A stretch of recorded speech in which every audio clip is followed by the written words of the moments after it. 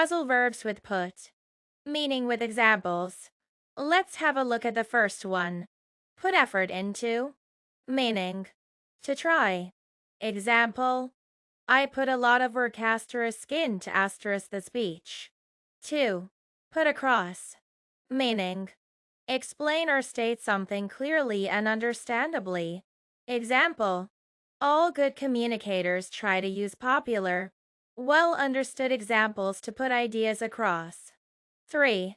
Put aside one, meaning save money.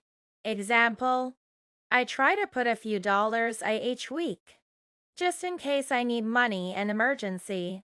4.